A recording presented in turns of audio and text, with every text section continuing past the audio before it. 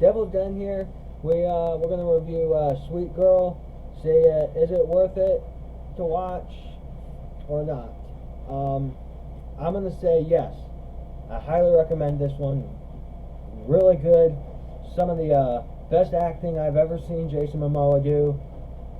Like normally he's in like the more goofier roles and like Justice League. So I've never seen him really this serious. So very well done. This movie is also on Netflix. You don't have to pay for it unless you don't have a subscription. Plot really good. It's very believable. Lots of stuff happens.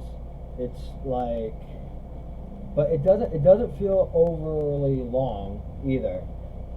And all the stuff that's going on, I kind of felt like the beginning of it had some issues when it was switching from the month, skip, and it kind of just felt a little rushed. But it explains it in doing so. It kind of just smacks you in the face like, oh, you get a little confused because they're kind of going. But it does smooth out. So once it does that, then the rest of the movie isn't like choppy or anything. What do you?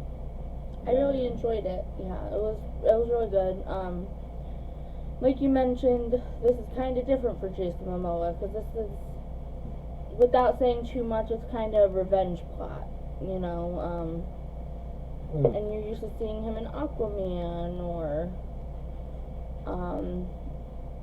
the little bit you see in Game of Thrones. You don't really see him show too much emotion. In this movie, he did. The director knew exactly what they were doing. Very well done plot twist. It's very intended. I think there were a couple of dumb moments with Rachel where it just feels like she's like stupid and doesn't feel like the same person, and she's trying to put herself in harm's way. And it feels very out of place. Out of place.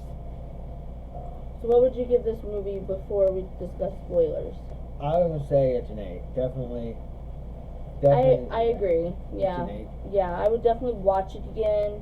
If I had to pay for it, I would pay for it. It was definitely enjoyable, and it was really, really cool to see Jason Momoa in this type of movie. So, alright, we're gonna discuss spoilers now. So if you want to go watch this, definitely go watch it, and then come back and watch the rest of the video. Alright. So for spoilers, the movie starts out with Jason Momoa and Rachel. I believe his name in the movie is Ray. Yeah, Ray. It starts with them in the hospital with Rachel's mother and Jason Momoa's wife. And she's dying of cancer. She's about to get this new medicine that's just been released, but then the company pulls it off the market.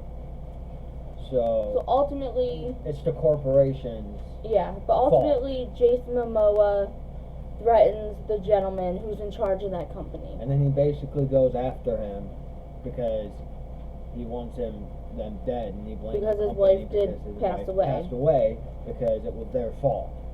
Right, and Rachel at that time that her mom passed was about 15 or 16. She was young. After the mom passed, you see a 5-month, I believe, time jump. And that's where it gets confusing. Yeah, and then you see Jason Momoa chasing a gentleman, not chasing, but kind of following. He's trying to he's collecting information about the company, how to take the company down, and to prevent them from doing this to other people and other patients. What he doesn't know is Rachel is like tailing him because she knows something's up, and he kind of just she refused left her to stay home. And the whole entire movie, she's like arguing with him the whole entire time. Right. And he's like, no, stay here, don't follow me, like this is dangerous. And of course she doesn't listen. Right, but anyway, there's a hitman that comes after Jason and the gentleman he's talking to. And he kills the other gentleman. I believe his name is Mark. Yeah. well, they fight and stuff. Rachel Then the gets train. thrown You're, out of you're the talking train. about the train. She's Rachel in the gets train. thrown out of the train, and She Jason buys him a little time. Momoa. She buys him a little time and like tackles him. So I mean, she had that like one. She's probably thinking, holy shit, I need to do something. Right. So that's why she ran at him, and then after that, she ended up flying out of the train. Right, and then Jason Momoa fights the hitman and ultimately gets stabbed. And then he also It flies appears out. that he dies, but it cuts 2 years forward. Again, it's And a bit it's jarring him- there because it's just action scene here, and all of a sudden, boom, it's like Yeah, another. and then it's him and Rachel in an apartment, and he's still plotting and It's- everything. He has this board where he's mapped out the guy of the pharmaceutical company's life. He's pretty much planning to assassinate him or kill him because he threatened to do that when his wife died because the medicine was pulled. Long story short, like, he ends up going to the charity event or whatnot. He kills the gentleman, and then It's he's kind on the of run like from a, the police. It's like a cat and mouse kind of chase Yeah. thing. You kind of see it all playing out. And Right. it's kind of interesting because they take like different angles of it. So it's like you're seeing like the guy going through like it's all Hitman style, and that scene was really well done. Like I really enjoyed watching that part. Right, but then he's on the run for the police, and he's not intentionally killing. Like, he only wanted to kill that one guy, but while he's on the run, he had to kill 2 other guys because for some reason, other than the Yeah, police, a someone lot else of is people coming died. after him. A lot of people. Yeah, a lot of So people. Died. her dad's innocent. He didn't mean to do this, and tries to defend him. And then we eventually meet the hitman. That was ordered to assassinate Jason Momoa and his daughter because he knew too much information about the Yeah. pharmaceutical company. Yeah, once you know too much information, that's when they start coming after them.